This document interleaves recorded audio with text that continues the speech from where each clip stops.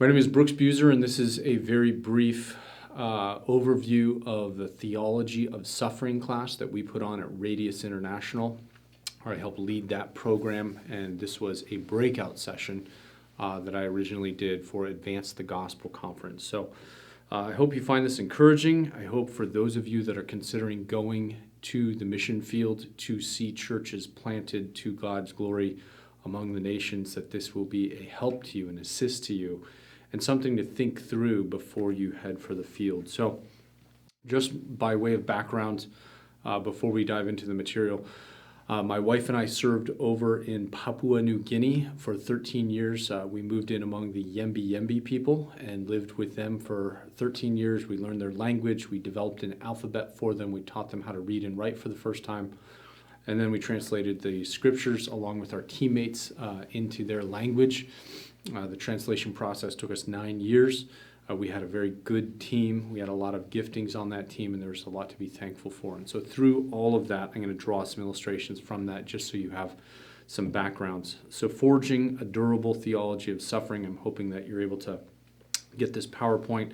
I broke this talk into 4 sections. Number 1, a biblically calibrated expectation. Those who go into missions, those who are Christians, who are Christ followers, have a biblically calibrated expectation for suffering. They think through the way that Jesus talked about suffering, the way that the apostles talked about suffering, the way that saints of old talked about suffering, and based off of those expectations, they live their lives. And when the suffering, when the events of life come, they're not thrown for as big of a loop because they've calibrated their expectations accordingly.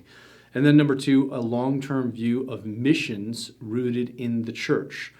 Those who are going to take the gospel to the ends of the earth to see churches planted by God's grace have a well-formed ecclesiology. They understand why the church is primary. They understand why the church needs to come first in missions. All other things are supports to that. Bible translation, literacy, mercy ministries, all of these things are wonderful things. By God's grace, there are many people around the world doing them. But the queen, the emperor, the thing that we are shooting for, the bride, that's the church. And so to have a long-term view of missions rooted in the church. Churches don't spring up overnight. They take time. They are a long-term process.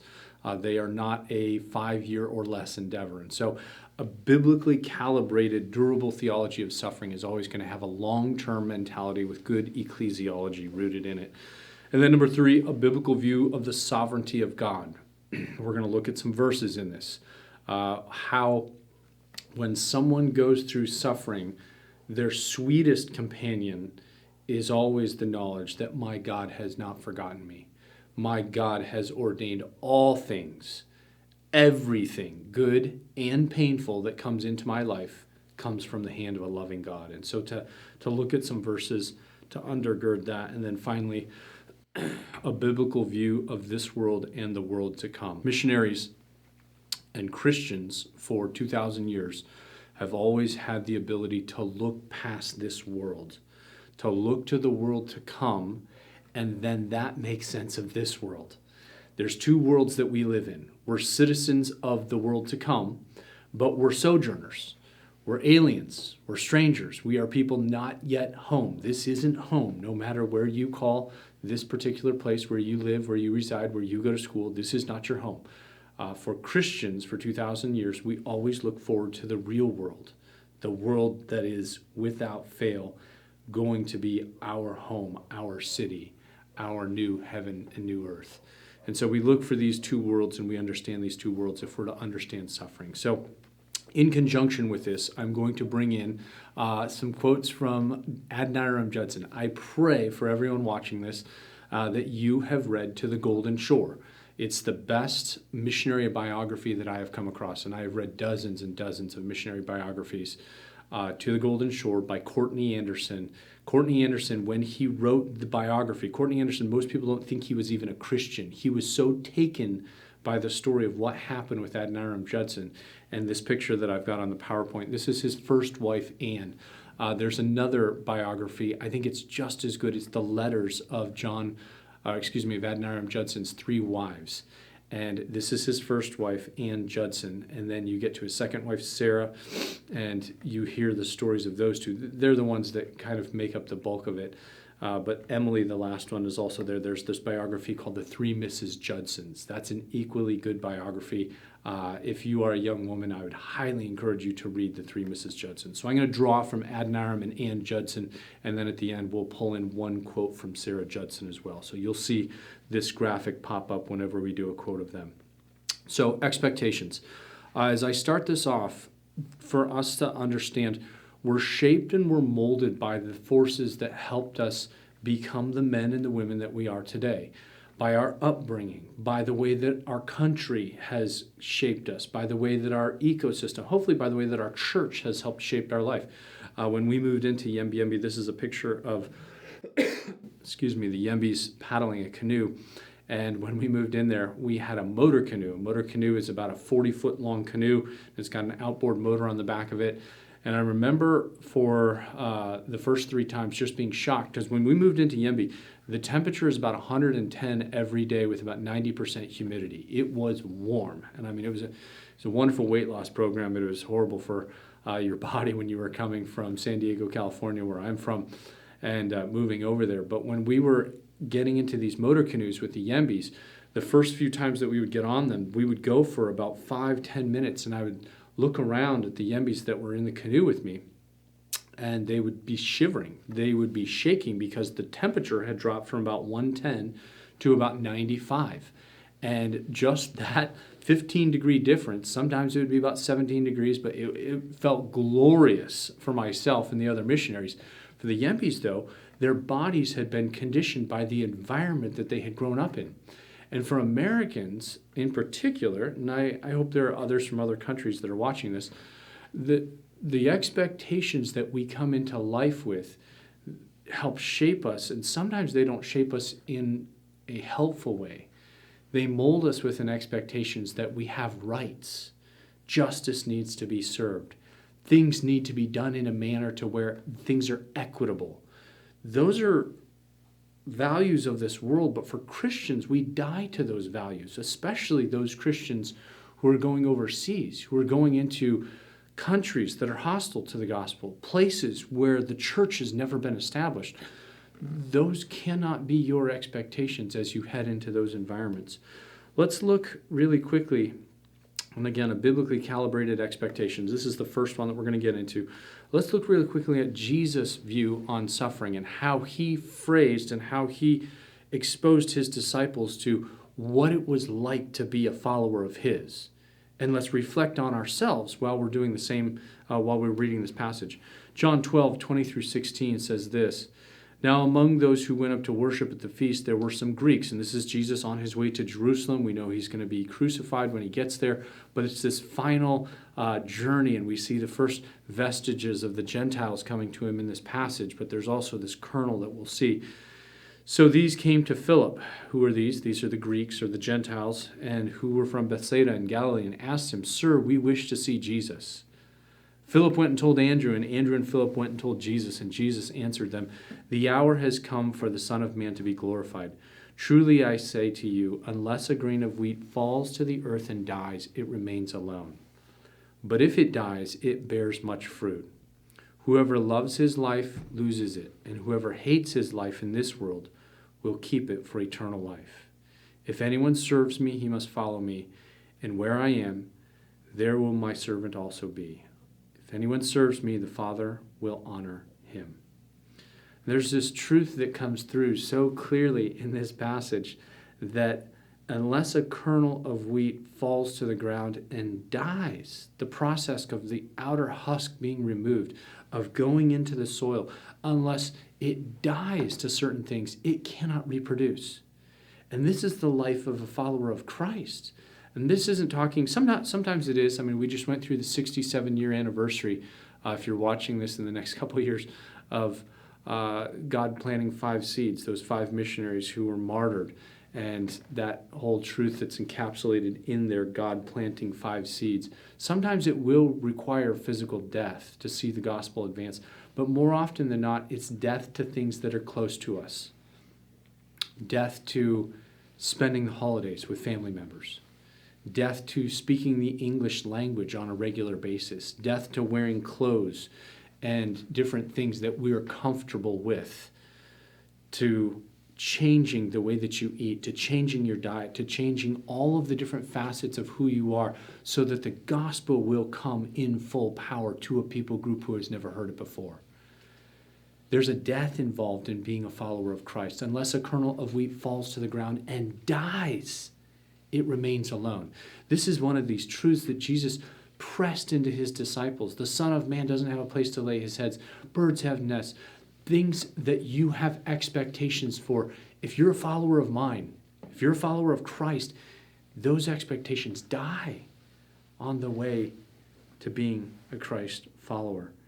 John 15:20, remember what I told you, a servant is not greater than his master. If they persecuted me, they will persecute you also. If they obeyed my teaching, they will obey yours also. They will treat you this way because of my name, for they do not know the one who sent me. If they persecuted the king, if they didn't listen to the words of the king, how much more the servants of the king? For North Americans in particular, to recalibrate our expectations, this is what is supposed to be happening. In many ways, we've been living in a bubble that is not normal for the 2,000 years of church history. And as you go overseas, as missionaries, as Christ followers, take the gospel to foreign lands, they will come face to face with a world that hates the gospel overtly. Subtly, those things are creeping into a lot of societies in the West, but overtly, you're going to see more and more of this. This is the expectation Christ followers should have. And then the apostles' view on suffering. It wasn't just Jesus. Jesus gave this to the apostles, and the apostles wrote about this in Scripture, inspired by the Holy Spirit. Acts 5:39, Luke writes down this, so they took his advice, and when they had called in the apostles, and this is the history, remember John and Peter, they went in before the Sanhedrin, they've been preaching that that Jesus has been crucified, that the leaders of the Jewish world were held responsible for this, and so they kicked him out, and Gamaliel gave him the speech and said, guys, if this is of God, it's going to go on. If it's not of God, it'll die on its own. And so here we take up the narrative again. So they took his advice, Gamaliel's advice. And when they had called them in, they beat them and charged them not to speak in the name of Jesus, and they let them go. Then they left the presence of the council, rejoicing that they were counted worthy to suffer dishonor for the name. And every day in the temple and from house to house, they did not cease teaching and preaching that the Christ is Jesus. They rejoiced at the honor. They rejoiced at the glory of being counted worthy to suffer dishonor for the name of Christ. This is the expectation. If this happened to the patristic fathers, if this happened to the apostles, if this happened to those in the 1st and the 2nd century, if this happened to the fathers of the Reformation, if this happened throughout medieval history, if this is the lineage of Christ followers, then our age is no different. Another passage, 1 Peter 4:12, Peter's writing this to the dispersion, those who are scattered around the world, who are going through different trials. This is towards the end of the first, beginning of the 2nd century. Most church historians will say, dear friends, do not be surprised at the fire ordeal that has come upon you to test you, as though something strange were happening to you. But rejoice inasmuch as you participate in the sufferings of Christ, so that you may be overjoyed when his glory is revealed. If you are insulted because of the name of Christ, you are blessed, for the Spirit of glory and of God rests on you. If you go through hard times, if you go through difficulties for the name of Christ, there are a lot of Christians that go through difficulties because of self-inflicted wounds, because of things that they did to themselves. Foolishness should not be counted as suffering for Christ. But if you are taking the name of Christ somewhere, if you're advancing the cause of Christ, if you're living as a Christian and you're being insulted for these things, if you are taking on some sort of suffering for these things, rejoice inasmuch as you participate in the sufferings of Christ. Because his glory, when it's revealed, you too will be in glory. You too will share the glory of the King. This is the expectation for years and years and decades of Christians. We rejoice at our sufferings because of what's to come. And we know this is normal. This is not abnormal. This is what we are to expect if we are Christ followers. So that calibrated expectation of suffering, that would be the first main thing. This is, I think, one of the salient quotes that Adoniram Judson, if you're reading his biography, To the Golden Shore, Adoniram knew what he was heading into. He knew that the likelihood of death was going to be high. He knew that if he brought a spouse, he knew that if he had children while he was on the field, they would most likely go through some pretty rough times. And in fact, he would lose 7 of his children. He would have, I think it was close to 12 children between the 3 ladies that he was married to. He wasn't married to them simultaneously. One of them died, and then he would marry the second one, and then she died, and then he married the third one. But he would have children, and he would lose quite a few of these children. And he's writing to his father-in-law, and he has the moxie, the guts to write his father-in-law and explain what he is giving his daughter toward. Listen to how he writes to his father-in-law. I have now to ask whether you can consent to part with your daughter early next spring, to see her no more in this world, whether you can consent to her departure and her subjugation to the hardships and sufferings of a missionary life, whether you can consent to her exposure to the dangers of the ocean, to the fatal influence of the southern climate of India, to every kind of want and distress, to degradation, insults, persecution, and perhaps a violent death. Can you consent to all of this for the sake of him who left his heavenly home and died for her and for you, for the sake of perishing immortal souls, for the sake of Zion and the glory of God? He writes that to his father-in-law before he'd even married her. He was clear-eyed. He knew what he was stepping into. And he didn't want even his father-in-law, even his in-laws, to have some sort of a rosy-colored glow on what they were stepping into. No, no, no. This is what your daughter is buying into, and I pray this is what you're buying into as well. Friends, if we're ever going to develop a theology of suffering, a durable theology of suffering, a theology of suffering that will stand up under pain, under stress, when all of the world is avalanching in, it's because we had the expectation, yeah, this is how it should be. This is the way that I have thought it through. This is what I have been told through Scripture and through church history. This is the expectation of Christians, especially Christians who are taking the gospel to the ends of the earth. We expect these things. Number 2, excuse me, a long-term view of missions rooted in the church. So what has become in vogue, unfortunately, in the last probably 50 to 75 years is short-term missions with the end goal of seeing the nations evangelized. There's nothing wrong with short-term missions. Short-term missions is helpful as long as, 1, it's exposing people to long-term missions, and number 2, it is helping long-term missionaries on the field. But short-term missions in and of itself is insufficient to see the gospel advance and churches planted where none exist.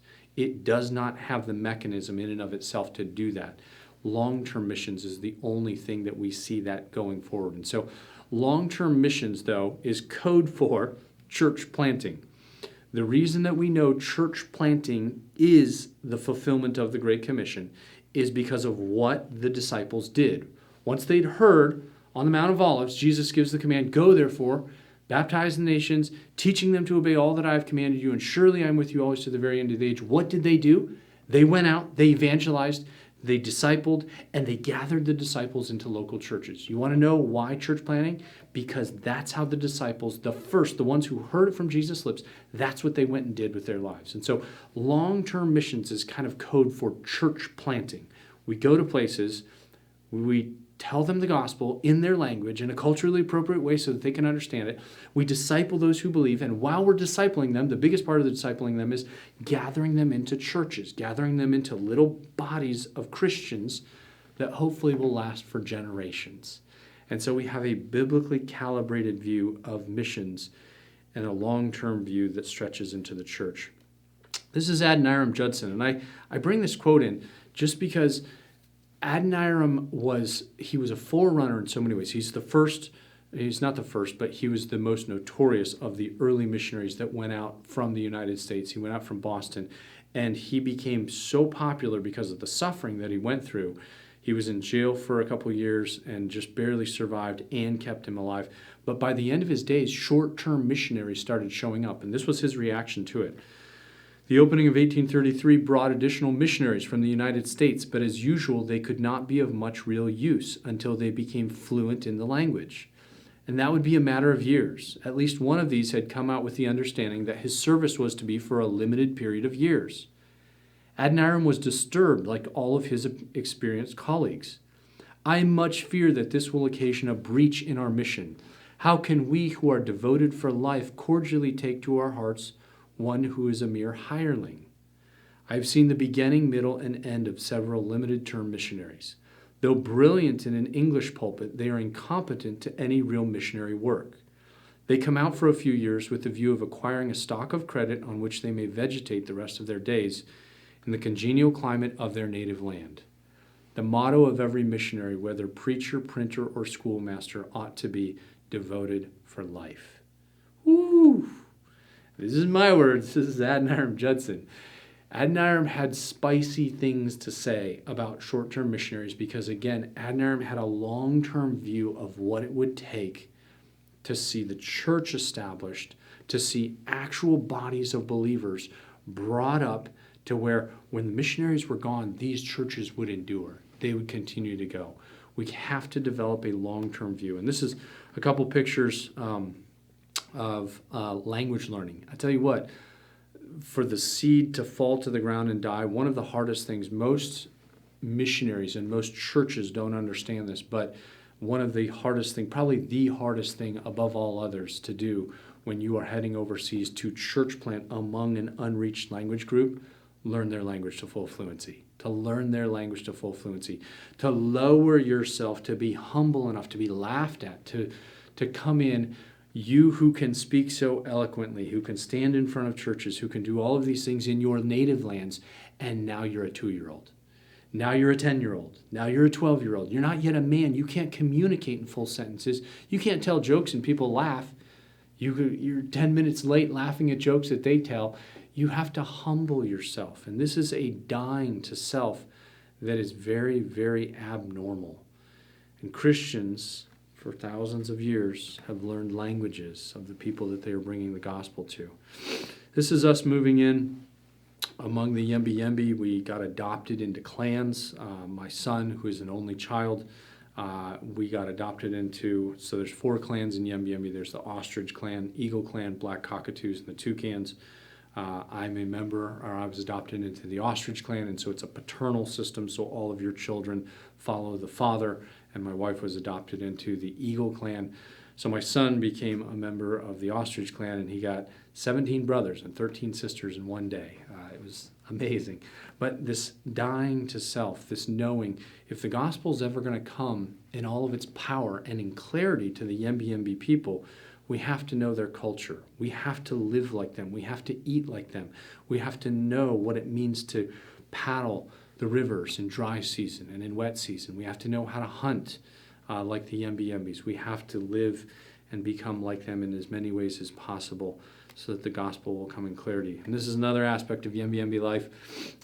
If you ever come out to San Diego and I really like you, I'll take you out for seafood, or I'll take you out to some other good restaurant and maybe buy a really nice steak or some lobster or something like that. If someone really likes you in Yembi Yembi, they give you grub worms.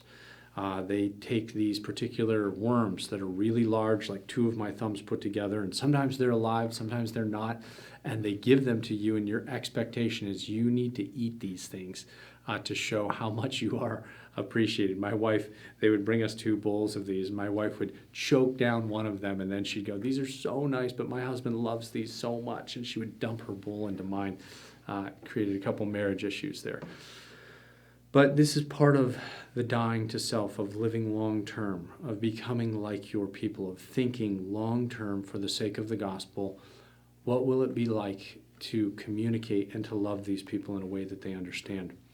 I appreciate this, Courtney Anderson putting this into the middle of the biography when Adoniram was becoming a known figure back in the United States. Of all the missionaries, this was a visiting pastor who wanted to know why Adoniram's life. He wanted to hang out with him. Of all the missionaries, it was Adoniram, by now a legendary figure to Americans, who interested Malcolm most. Adoniram himself did not realize how Burmese he had become. But he had lived in Burma more than half of his life now, and the Burmese language and customs were more familiar to him than those of his native land. What an incredible testimony. He was more familiar with Burmese. There's another passage in here where they were having a hard time teaching his kid English because his Burmese was so good and everybody around him spoke Burmese. And they had to work on his English for a few months because he at the dinner table, he couldn't communicate in English. And Adoniram, his mannerisms, his customs were more familiar in Burmese than they were in English. What a wonderful testimony. I remember when I was over in New Guinea, and I was part of a church planting team that would go into different tribes, and we would evaluate church planting teams. And one of the things I discovered, an older missionary taught me this. He goes, when you hang around missionaries and you spend time with them, everybody's sweating out there because it's in New Guinea. We're all in 100, 110 degree heat somewhere. And to get around the missionaries who had been there the longest, their sweat smells differently. Their sweat smelled like the people that they had come to reach, because their diet, people don't realize this, but your diet, the way that what you eat affects the smell of your sweat. And the missionaries who smelled like their people ate the food of their people. They had become so accustomed to the food. It doesn't mean they loved it. I don't think I'll ever get used to grub worms, but I've learned how to eat them and how to tolerate them to become like the Yembis, because I love the Yembis and I want them to hear the word of God clearly, especially in those early days. And so this trait of becoming like your people for the sake of the gospel, which is for the sake of the church. And this is, again, a picture. These were our closing years as we would put the different elders through classes, and we would disciple them in different ways of becoming elders along with their wives and their children. And this is one of the pictures from last year. So we came back to the United States in 2016, and I go back to Yembi Yembi every year to check on the church. This is a picture of the elders and deacons and the elders and deacons in training 1 year ago, just to see that group of believers continuing to persevere and to continue to press on. Number 3, a biblical view of the sovereignty of God. A biblical view of the sovereignty of God. If someone doesn't have an understanding of God's sovereignty, of the way that he sees and knows all things, it's going to be very difficult for them to forge a durable theology of suffering. Let's look at some verses. Romans 8:28. And we know, who's the we? We are the saints, the saved, the Christians. And we know that for those who love God, all things work together for good, for those who are called according to his purpose. All things work together for good. All of the upbringing issues, all of the things that make us the unique people that we are, the good and the bad, the things that shaped us, that molded us, the parents that God gave us, the hard things that have come into our life, all of them work together for good for God's purposes. Proverbs 16:33, the lot is cast into the lap, but its every decision is from the Lord. In other words, there are no chances. We don't believe in luck if we're Christians. We believe that God ordains everything, from the small little dust molecules that are in this room to the raindrops that are pounding outside right now, to the cosmic events, to how presidents and how princes are set up in this world, to rulers and authorities, to the visas that get stamped into your passport when you get over there, and the immigration official that you end up with, and the coworkers that you go to, and the language that you're supposed to learn, and the malaria medication that's available that week that your son gets sick or is not available. All of these things are under the sovereign control of our Lord. We don't rest in a world where there is some outside force that works its way in and snuck in and God was asleep or God didn't see that one coming. Everything. There is no such thing as luck. There's no such thing as chance. Lamentations 3:37-39. Who has spoken and it came to pass unless the Lord has commanded it? Is it not from the mouth of the Most High that good and bad come? Why should a living man complain, a man about the punishment of his sins? God is not the author of evil, but he allows all things to come into our world. And if you don't believe that, it's going to be very difficult when things go wrong. It's going to be very difficult not to blame God. God either is impotent, he doesn't have the power to do these things, or he's not all loving. He doesn't have you and your best interest at heart when he allows that cancer to come, when he allows dengue fever to take your body for a season. Dengue fever is not fun. You have to have an undergirding understanding of the sovereignty of God. He has allowed these things to come into my life for a reason. And if you have those things, they're a wonderful ballast when the ship is going through deep seas. You guys understand, some of you maybe will come from East Coast or seafaring cultures. I had a dear friend who was on an island off the coast of New Guinea, 80 miles off the coast, and we would go out there occasionally to give them language evaluations and to visit. And to go out there when it was flat seas, no wind, no nothing, that's fairly easy.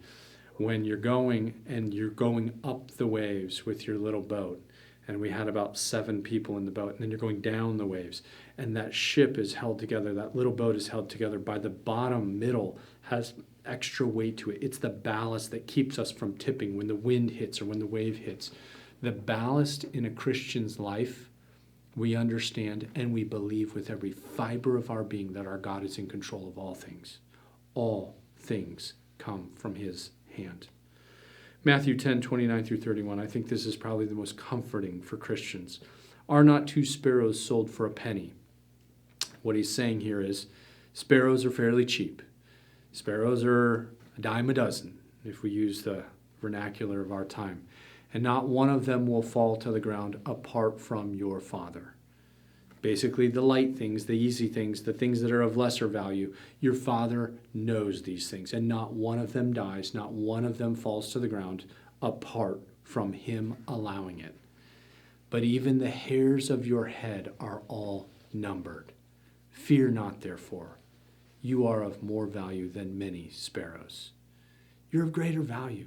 Your Father knows the hairs on it. That's a way of saying he knows every detail of you. He knows the DNA. He knows the history. He knows the dreams. He knows the things that you wrestle with, the stresses of your life, the individuals that are bringing certain good and bad things into your life. Your Father knows all these things, and he loves you. He cares about you, and nothing is happening by chance. Christian missionary, keep these things in mind. Your Father knows you, and he loves you. I love this from Judson. This is actually Anne. When they were in jail, she had a baby girl just before Adoniram goes into jail. And this is a heart-wrenching part of this story.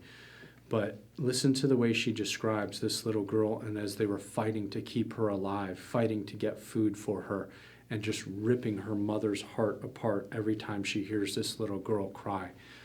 Our dear little Maria was the greatest sufferer at this time, my illness depriving her of her usual nourishment, and neither a nurse nor a drop of milk could be procured in the village. By making presents to the jailers, I obtained leave from Mr. Judson to come out of prison and to take the emaciated creature around the village to beg a little nourishment from those mothers who had young children. Her cries in the night were heartrending when it was impossible to supply her wants. I now began to think the very afflictions of Job had come upon me. When in health I could bear the various trials and vicissitudes through which I was called to pass, but to be confined with sickness and unable to assist those who were so dear to me, she's talking about her daughter, Adoniram, who's in prison, when in distress was almost too much for me to bear. And had it not been for the consolations of Christ and an assured conviction that every additional trial was ordered by infinite love and mercy, I must have sunk under my accumulated sufferings. How do you make it through those things? How do you make it through the trials? My husband's in jail. We came as missionaries. My child's literally dying in front of me. She's dying of starvation. And I believe with rock solid conviction that this is from the hand of a loving, merciful God. That's how you survive. That's how you make it through. That's how you understand. And your eyes can see past the things of this world. You understand the sovereignty of God. This quote from Charles Spurgeon I found dear to me, especially when I was overseas. It would be a very sharp and trying experience for me to think that I have an affliction which God never sent me, that the bitter cup was never filled by his hand, that my trials were never measured out by him, nor sent to me by his arrangement of their weight and quantity. The last part there, they're measured out in weight and quantity. Basically, every suffering that I go through, every trial that is brought into my life was custom made. It's a particular puzzle piece. All of the edges are cut just right for Brooks Buser, for you. Everything that comes into your life was not just cake batter applied across all Christians. You know what? This group is getting all this today. No. Every trial that comes into my life, every trial that comes into your life, every suffering Christian and Christian missionary was custom made for you by a loving Father who knows you and is working all things out for his glory and for your good. That's the confidence that Christians have. That's the confidence you must have if you are to make it through the crashing waves, the winds of this life. My God has ordained all of these things. And then finally, a biblical view of this world and the world to come. This to me is so key, so paramount to understand that one, we're citizens of a different world, and that's something that only comes in time. I find that when I talk to high school kids, they generally think in terms of months. They think in terms of, okay, next month is basketball season, in 6 months I'm going to graduate to my junior year, in 9 months I'm going to become a senior, or in a year, or 12 months I'm going to make it off to college. They think in terms of months. When you get to college kids, university, and most of the way through their masters, they think in terms of years. Well, in 2 years, Lord willing, I'll finish my degree. In 3 years, I'll get a job, and maybe I'll get married in there, and then I got to start making house insurance payments, and all these different they think in terms of years. But those who are getting into their 40s, their 50s, and 60s, and Lord willing, Christians, they think in terms of eternity. They think past this world. They see past all of the things that are going around them. They see past elections. They see past coronavirus. They see past all of the different things. Well, this is how it used to be when my father said it. You're talking about this world.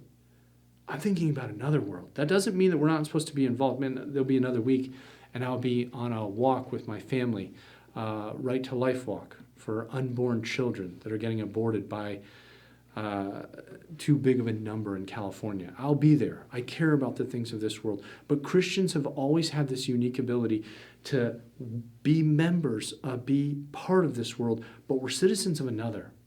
In this passage, Hebrews 11, 13 through 16, the author of Hebrews, we don't know who it is, but he's talking about the patriarchs. He's talking about the early fathers, those in Christ. And he says this, these all died in faith, not having received the things promised, but having seen them and greeted them from afar. Basically, they didn't get everything that was promised to them. They never knew the one who was to come, who was to bring fulfillment, who was to fulfill all of the promises, though they were in Christ. And having acknowledged that they were strangers and exiles on the earth. They acknowledged what was obvious. We're outsiders. This isn't our home. We're strangers. We're exiles. For people who speak thus make it clear that they are seeking a homeland. If they had been thinking of the land from which they had gone out, they would have had opportunity to return. But as it is, they desire a better country, that is, a heavenly one. Therefore, God is not ashamed to be called their God, for he has prepared for them a city. They're thinking of the world to come. The world to come matters more to them than the world to which they came from. They could have gone back to the ancestral lands, to the lands, thinking specifically of Abraham here. Could have gone back. No. I'm thinking of another land. Thinking of my true homeland. God has prepared a city for them. 2 Corinthians 4, 16 to 18. This is such a wonderful passage. If you haven't memorized large portions of 2 Corinthians chapter 4, you're missing out. Do it for your own health and for your own Christian walk. Therefore, we do not lose heart. And the Paul is speaking here, seeing all of the things that are happening and how the gospel is starting to work its way around and starting to get into different parts of the Gentile world. And we're starting to see these wonderful things starting to happen. And he says, therefore we do not lose heart. Though outwardly we are wasting away, he's talking about the body, yet inwardly we are being renewed day by day. For our light and momentary troubles are achieving for us an eternal glory that far outweighs them all. So we fix our eyes not on what is seen, but on what is unseen. Since what is seen is temporary, but what is unseen is eternal. This, the flesh, the bones, the 6'2", this is all Brooks. This is fading away. This is light and momentary. Paul, who would endure whippings, who would endure getting beaten by rods 5 times, who would endure shipwrecks, who would go through stonings, who had the audacity to say of all of those things, light and momentary. Light and momentary. How? How could he say that? How can Christians, how can Adoniram Judson, as his daughter's withering away, as he would lose Ann Judson just a few months after he makes it out of jail, feels like a victory lap. God has seen him through this incredible trial, and she dies. And the daughter that was emaciated, that they carried around that village, getting milk from nursing mothers to keep her alive, she would die a few weeks after her mother. And Adoniram would keep going. How? Because this is temporary. This is temporary. The world to come, that's real. What is seen is temporary. What is unseen is eternal. Christians, we fix our eyes on what is unseen. We fix our eyes on the eternal. Adoniram Judson and suffering. This is a wonderful chunk. This is back at the beginning of the biography. And you got to remember that Adoniram and Anne were the first missionaries that anybody knew about from the United States heading off for the first time. And so they're getting ready to leave.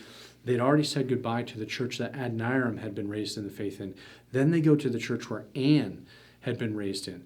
And Anne's best friend, she went on the journey, and she ended up dying on the voyage over there, on the voyage or soon after, I can't remember which one.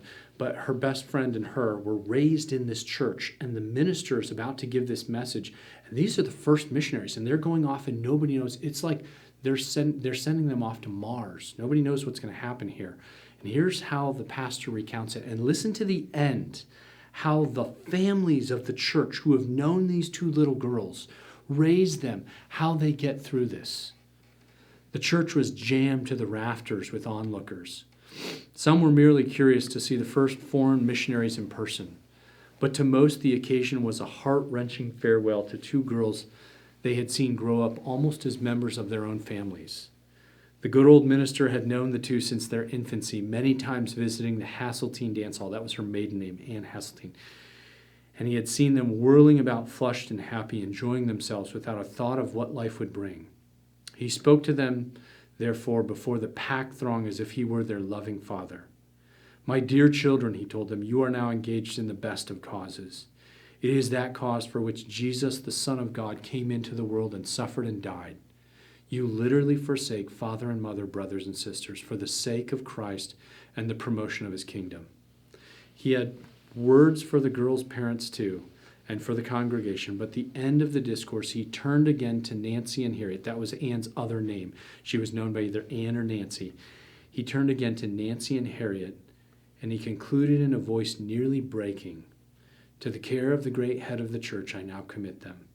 To his grave I also resign you. May he gather you together in one, and may you all return and come to Zion with a song and with shouts of everlasting glory.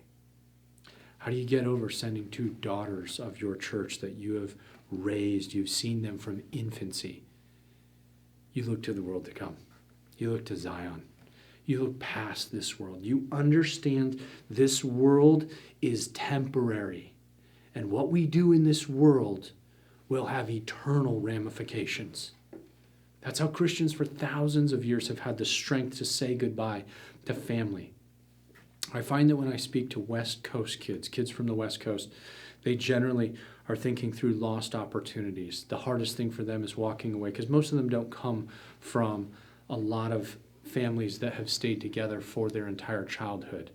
They're thinking of lost jobs. They're thinking of lost potential degrees, of lost opportunities. But when I speak to kids from the Midwest and the South, they're generally thinking through, all my cousins are within 10 miles of here. My dad has the farm that I'm supposed to look after. The possibility of saying goodbye to family can be one of the biggest stumbling blocks to most people heading into missions, because they think of all of the things, good things. These aren't evil things. These are good things. And how do you get past that? A family who loves you, a family who wants you around, a family who you can be a witness to. You look past these things, these good things, and you look to Zion and what it will be like someday.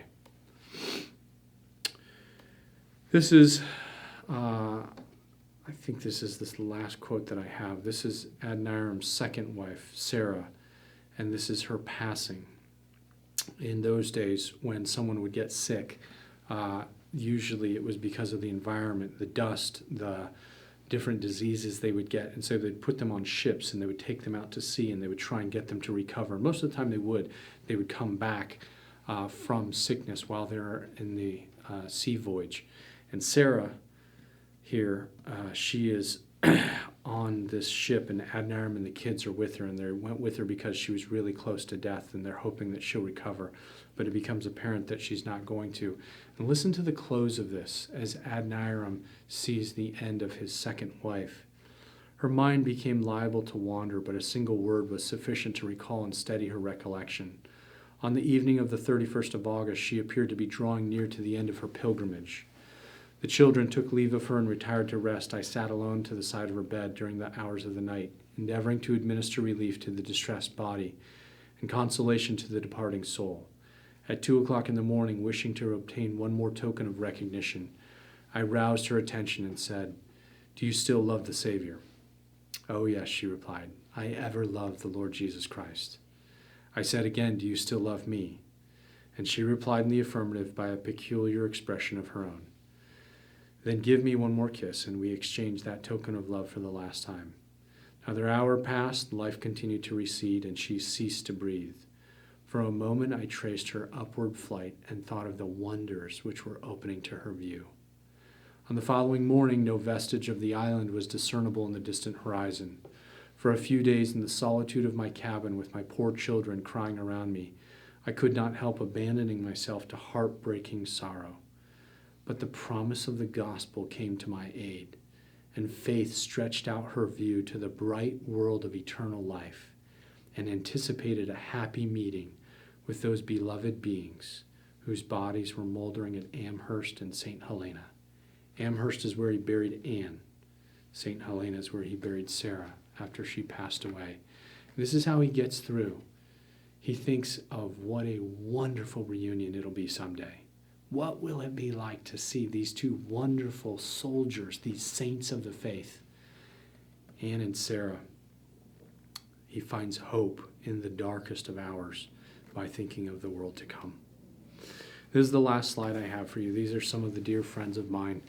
I hope whoever's showing you this PowerPoint doesn't put these on the internet, but these are dear friends around the world, some of whom have lost family, some of whom have endured tremendous things, taking the gospel to places and to people that have yet to hear the name of our Lord Jesus Christ.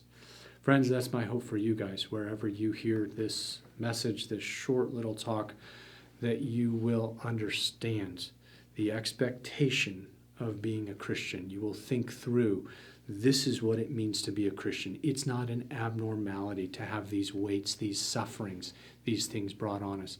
Number two, you'll think specifically about, for me to see the gospel go somewhere, that's the implication of that is to see long-term ministry, to see a church planted among a people group. And then number three, you'll remember the sweet sovereignty of your God, that in his love, in his mercy, all of these things, custom made, are specific for you. and he loves you, and he brings these things into your life for a specific purpose. And then finally, you remember the world to come. You may have a passport that comes from the United States of America. You may have a passport from Canada. You may have a passport from any number of nations. You're not from that country. If you're a Christ follower, if you're one of those elect, those saints, those who have put their faith in Jesus Christ, you're from a different country. You have a different homeland. And someday you will make it home. Someday you will make it there, and that homeland will be sweet.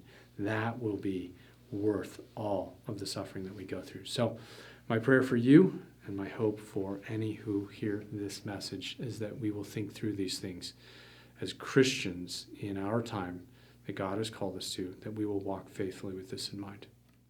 Let me close in prayer. Father, we thank you for your grace to us in the person of Jesus Christ. We thank you that you have ordained the beginning from the end. You do not see time in a linear manner as human beings do. We are finite. You are infinite. Father, give all of us strength and courage for whatever you ordain and bring into our life.